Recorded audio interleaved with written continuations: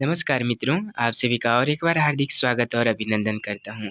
आज की इस वीडियो में हम जानने वाले हैं कि आप लोग कैसे फॉर्म फिलअप कर सकते हैं। तो आप लोग इस वीडियो को ध्यानपूर्वक अंत तक देखने का ज़रूर प्रयास करें। चलिए शुरू करते हैं। सबसे पहले आपको केंद्रीय हिंदी संस्थान आगरा लिखना पड़ेगा और सबसे ऊपर में ही आपको दिख रहा है, इसको आप क्लिक कीजिएगा, केंद्रीय हिंदी संस्थान। लिखने के बाद आपका यहाँ पे वेबसाइट ओपन हो जाएगा धीरे-धीरे। ओपन होने के बाद आप इसको स्क्रॉल कीजिएगा।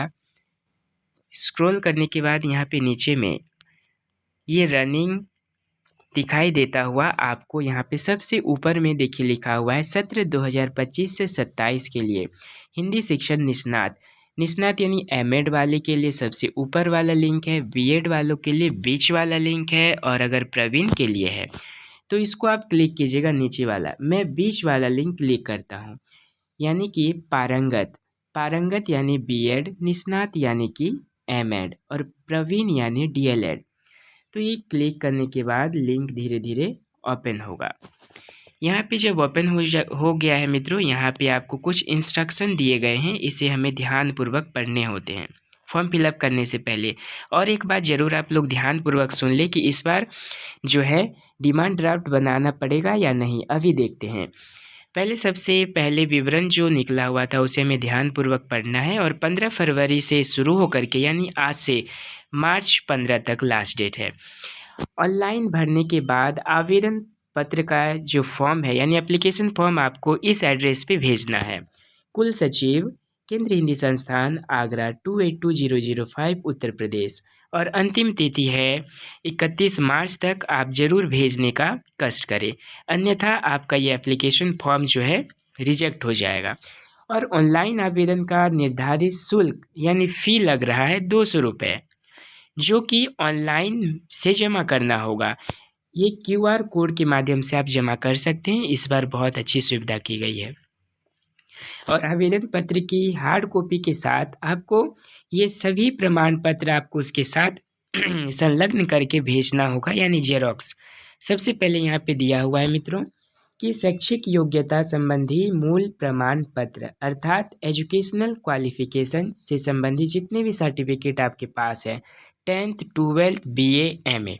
जन्म तिथि संबंधी प्रमाण पत्र, अगर जन्म तिथि संबंधी प्रमाण पत्र आपके पास नहीं है फिर भी कोई बात नहीं, क्योंकि वो क्लास 10th के मार्कशीट से ही वैलिड हो जाता है। फिर आता है आपका जाति प्रमाण पत्र, फिर आता है आपका निवास प्रमाण पत्र। यदि सेवारत हैं तो वर्तमान सेवा संस्था से प्राप्त अनापत्ति प्रमाण पत्र बनवाना होगा, एनओसी जिसे कहते हैं। यानी कि अगर सर्विस में है, कोई जॉब होल्डर हैं, तो वहाँ से आपको एक प्रमाण पत्र बनवाना होगा, क्योंकि बहुत सारे सिलेक्ट इसी स्तर पे होके आते हैं जो कि जॉब करते हुए रहते हैं। उसके बाद आपको यहाँ पे एक पासपोर्ट साइज का फ़ोटो चाहिए होगा, पासपोर्ट आकार का एक फ़ोटोग्राफ जो ऑनलाइन आवेदन में अपलोड किया गया है, वही आप अपनी हार्ड कॉपी के साथ वही फ़ोटो संलग्न करके भेजने का प्रयास कीजिएगा।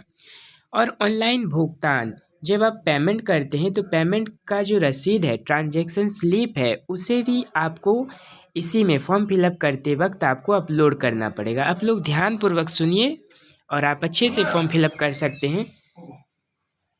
हाँ, फॉर्म हाँ, सॉरी, ऑनलाइन भुगतान की रसीद, ठीक है। ऑनलाइन जब आप करेंगे तो पेमेंट स्लिप आपको मिलेगा और ट्रांजैक्शन स्लिप का नंबर वहाँ पे आपको करना पड़ेगा। फिर आपको दिव्यांगता प्रमाण पत्र यदि लागू है तो, अगर दिव्यांगता प्रमाण पत्र भी देना होगा अगर हम उस कैटेगरी में आते हैं। तो इतने सारे जो प्रमाण पत्र हैं मित्रों, आप ध्यानपूर्वक इसे पढ़िएगा और जब आप एप्लीकेशन फॉर्म भेजते हैं तो इसे आपको देना पड़ेगा। उसके बाद जब ऑनलाइन, हाँ, अभ्यर्थी अपनी अपलोड किए जाने वाले फ़ोटो और हस्ताक्षर की फ़ाइल का साइज कम से कम आपका 50 KB से कम होनी चाहिए, इतना होना चाहिए। और इसके बाद मैं और एक बताना भूल गया, ऑनलाइन आवेदन जो किया जाएगा उसे सावधानीपूर्वक भरें, यानी ध्यानपूर्वक भरिए। सबमिट करने से पहले एक बार आप अच्छे तरीके से चेक कर लीजिए और सबमिट होने के बाद उसमें कोई एडिशन करने का मौका नहीं मिलेगा आपको, यानी संशोधन नहीं कर सकते हैं। अगर आपको प्रवेश और ऑनलाइन संबंधित कोई समस्या वहाँ पे है तो आप इस नंबर पे संपर्क कर सकते हैं। मित्रों, अभी हम देखते हैं कि आप फॉर्म फिलअप करते वक्त क्या क्या ध्यान में रखेंगे। यहाँ पे साफ लिखा हुआ है मित्रों कि आप अगर बीएड के लिए कर रहे हैं तो आप हिंदी शिक्षण पारंगत में ही क्लिक करें। ठीक है, अभी यहाँ से शुरू करते हैं। यहाँ से आपका फॉर्म फिलअप शुरू होता है। इन सर्विस और प्री सर्विस, अगर आप स्टूडेंट हैं तो प्री सर्विस कीजिएगा। प्री सर्विस सेवा पूर्व और सेवारत यानी कि जो अभी जॉब होल्डर हैं, तो यहाँ पे आप क्लिक करने के बाद मिल जाएगा। उसके बाद यहाँ से आपका नेम शुरू होता है। यहाँ पे आप अपना नेम लिखिएगा, पिता का नाम लिखिएगा, माता का नाम लिखिएगा, डोमिसाइल नंबर जो आप सर्टिफिकेट बनवाए हैं। उसके बाद यहाँ पे लिंग, मेल फीमेल, मातृभाषा क्या है, क्योंकि मातृभाषा इसीलिए पूछा जा रहा है क्योंकि केंद्रीय निजी संस्थान आगरा में वही बच्चे प्रवेश ले सकते हैं, परीक्षा दे सकते हैं जो नॉन हिंदी स्टेट से हैं। अगर आप नॉन हिंदी स्टेट से हैं तो चाहे आपकी मातृभाषा कोई भी हो तो आप उस स्टेट के ही मातृभाषा को आप रेफर्स कीजिएगा। अगर आप मान लीजिए उड़ीसा से हैं तो अगर आपकी मातृभाषा कुछ अलग है लेकिन फिर भी आपको मातृभाषा उड़िया ही देना पड़ेगा। अगर दूसरा कुछ देते हैं तो वहाँ पे बहुत कुछ असंभव हो सकता है। उसके बाद आप मातृभाषा जो है यहाँ पे लिखना पड़ेगा, राष्ट्रीयता यानी कि इंडियन सॉरी, धर्म में आपको यहाँ पे लिखना है हिंदू मुस्लिम जो भी हैं।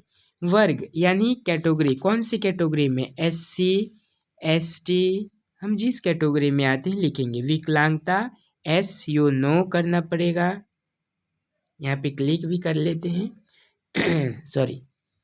धर्म में यहाँ पे आपको क्लिक करना पड़ेगा, अगर हिंदू हैं तो हिंदू करेंगे।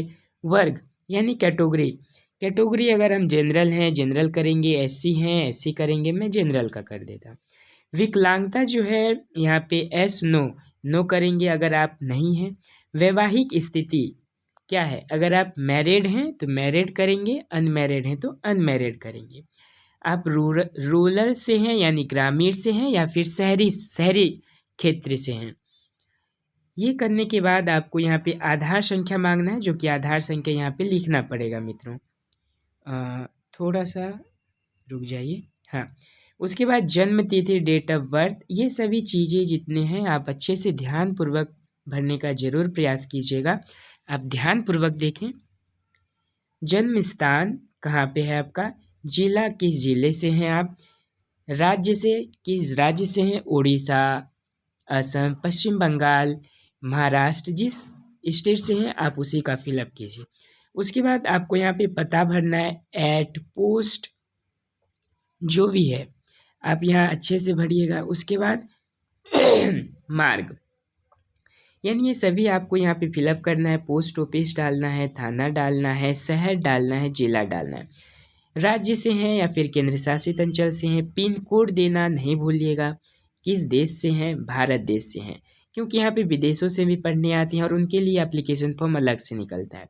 ईमेल आईडी यहाँ पे भरना नहीं भूलिएगा, मोबाइल नंबर, ये सारी चीज़ें आप ध्यानपूर्वक जरूर भरें। अगर आपका ऊपर वाला पता जो है स्थायी यानी परमानेंट एड्रेस जो है अभी भी सेम है तो यहाँ पे आप क्लिक कर दीजिएगा। क्लिक करने के बाद ऑटोमेटिक आपका वो जैसे था वैसे ही ले लेगा ऊपर में जो आप फिलअप किए थे।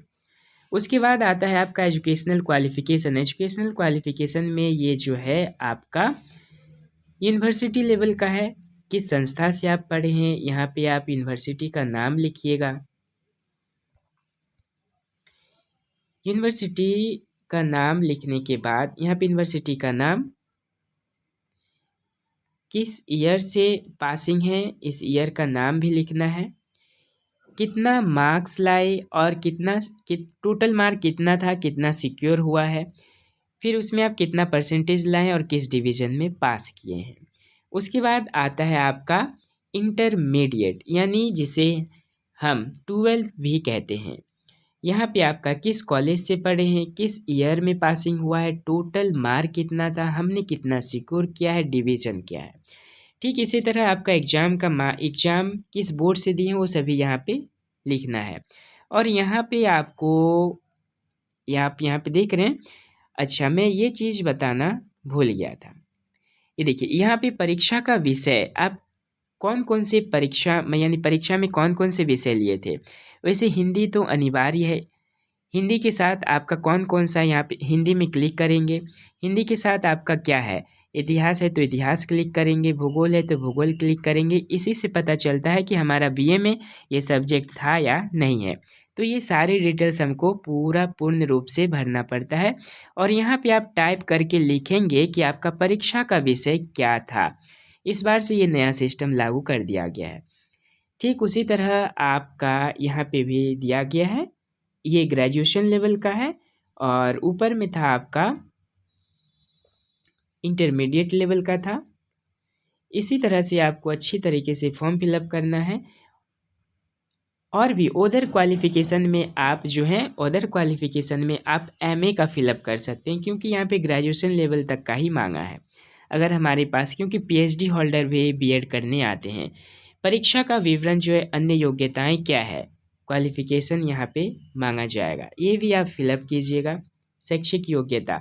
शैक्षिक योग्यता में हाँ, यहाँ पे देखिए दिया गया है। जब आप क्लिक करेंगे तो एमए हिंदी है, 100 अंकों की हिंदी पूर्ण विषय है, रत्न है, विद्वान है, विनीत हैं, विशारद हैं, शास्त्री हैं, साहित्य सुधाकर हैं, साहित्याचार्य हैं, हिंदी विद्वान। यहाँ पे आप जो भी सर्टिफिकेट आपके पास है, बहुत लोगों के पास हिंदी अगर नहीं होता है, कोविद होता है, रत्न होता है, तो यहाँ पे सर्टिफिकेट भी अपलोड करना पड़ेगा ये सभी। उसके बाद आपका आता है आवेदन शुल्क। जब आप इसे क्लिक करेंगे तो यहाँ पे आपको 200 रुपये का भुगतान करना पड़ेगा।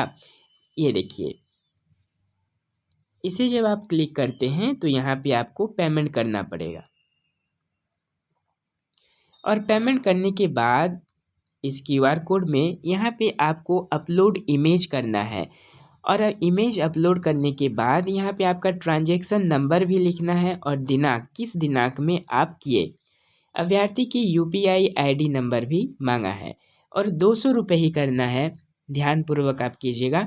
और नीचे लिखा गया है मित्रों कि उपरोक्त सूचनाएं मेरे ज्ञान और विश्वास के आधार पर सही है। यदि पाठ्यक्रम के दौरान यानी प्रवेश के दौरान, एडमिशन के दौरान किसी भी प्रकार की कोई गलती और असत्य पाया जाता है तो मेरा सिलेक्शन रद्द कर दिया जाएगा। तो हम इसे सहमत होते हैं, क्लिक करते हैं और उसके बाद एक हस्ताक्षर के साथ अब इमेज पर उस पर हमें अपलोड करना होता है, खुद का साइन भी लगता है। उसके बाद आप यहाँ पे सेंड करेंगे और सेंड करने के बाद आप सबमिट करेंगे। तो इतना था आपका। इस तरह से ही आप फॉर्म फिलअप कीजिए। अगर किसी प्रकार की परेशानी होती है तो आप बेझिझक कमेंट्स कर सकते हैं और उस नंबर पे दिया गया है, वहाँ पे नंबर आप संपर्क कर सकते हैं प्रवेश संबंधी जो भी समस्या है परीक्षा से संबंधित। नमस्कार मित्रों, अगर आपको कोई डाउट है तो बेझिझक कमेंट्स करके ज़रूर बताएं। चलिए अब अगली वीडियो में मिलते हैं नई जानकारी के साथ। नमस्कार।